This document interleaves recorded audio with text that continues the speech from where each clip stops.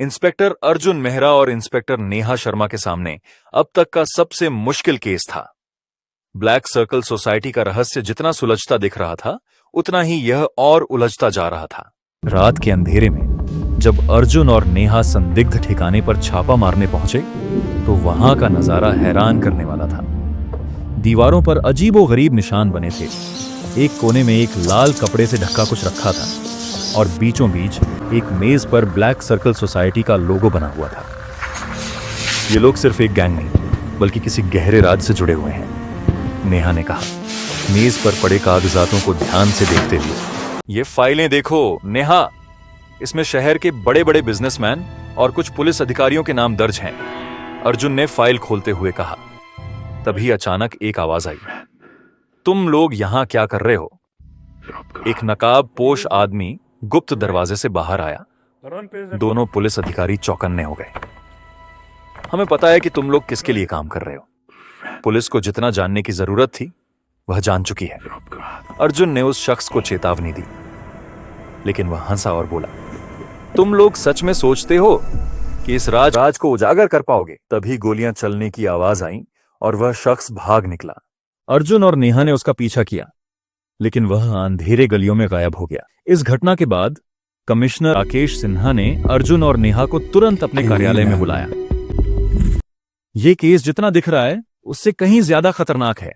हमें बेहद सावधानी से आगे बढ़ना होगा। स्पीच डॉ अनिल कपूर, जो फोरेंसिक एक्सपर्ट थे, उन्हें छापे के दौरान मिली कुछ चीजों की जांच करनी थी। उन्होंने बताया कि जो लाल कपड़ा मिला था वह किसी गुप्त अनुष्ठान से जुड़ा हुआ हो सकता है। इस पर खून के धब्बे हैं, लेकिन यह इंसानी खून नहीं है, उन्होंने बताया। रमेश वर्मा, जो एक वैज्ञानिक थे, उन्होंने अर्जुन और नेहा से संपर्क किया और बताया कि ब्लैक सर्कल सोसाइटी केवल एक अपराधी संगठन नहीं, बल्कि विज्ञान और तंत्र मंत्र के एक खतरनाक मेल का हिस्सा है।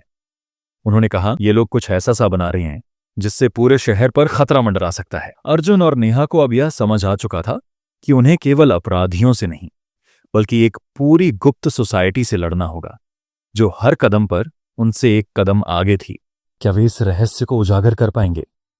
क्या ब्लैक सर्कल सोसाइटी के मास्टरमाइंड को पकड़ पाएंगे? या फिर यह केस हमेशा के लिए रहस्य बना रहेगा? अर्जुन और नेहा के पास अब ज्यादा समय नहीं था। उन्होंने कमिश्नर सिन्हा को सारी जानकारी दी और टीम के साथ एक बड़े ऑपरेशन की योजना बनाई। इस बीच उन्हें खबर मिली कि शहर के बाहरी इलाके में एक पुरानी हवेली में संदिग्ध गतिविधियां हो रही हैं। यह वही जगह थी जहां से कई लापता लोग आखिरी बार देखे गए थे। अर्जुन और नेहा ने अपनी टीम के साथ उस हवेली पर धावा बोलने की योजना बनाई। जैसे ही वे वहां पहुंचे, उन्हें अंदर जाने का कोई आसान रास्ता नहीं दिखा। तभी नेहा की नजर एक गुप्त सुरंग के प्रवेश द्वार पर पड़ी। वे अंदर घुसे तो देखा कि वहां कई लोग एक रहस्यमयी अनुष्ठान में लिप्त थे। कमरे के बीचों बीच एक मंच था जिस पर एक आदमी खड़ा था। यही था ब्लैक सर्कल सोसाइटी का असली सरगना। हमारे मेहमान आ चुके हैं, सरगना ने हंसते हुए कहा। तभी उसकी इशारे पर नकाब पोश लोग अर्जुन और नेहा की तरफ बढ़ने लगे। दोनों ने तुरंत अपनी बंदूकें निकाल लीं और फायरिंग शुरू कर दी। एक एक करके सारे नकाब पोश गिरने लगे, लेकिन सरगना भाग निकला। अर्जुन और नेहा ने उसका पीछा किया और एक अंधेरे गलियारे में उसे घेर लिया।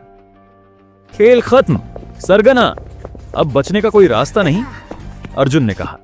सरगना ने हंसते हुए कहा, तुम लोग जीतकर भी हार चुके हो, यह सिर्फ शुरुआत है, ब्लैक सर्कल कभी खत्म नहीं होगा। तभी उसने एक बटन दबाया और पूरी हवेली में विस्फोटक सक्रिय हो गए। भागो, नेहा चिल्लाई। पूरी टीम ने तेजी से बाहर की ओर दौड़ लगाई। जैसे ही वे हवेली से निकले, एक बड़ा धमाका हुआ और पूरी इमारत जलकर राख हो गई। लेकिन इस बार अर्जुन और नेहा को कुछ अहम सुराग मिल चुके थे।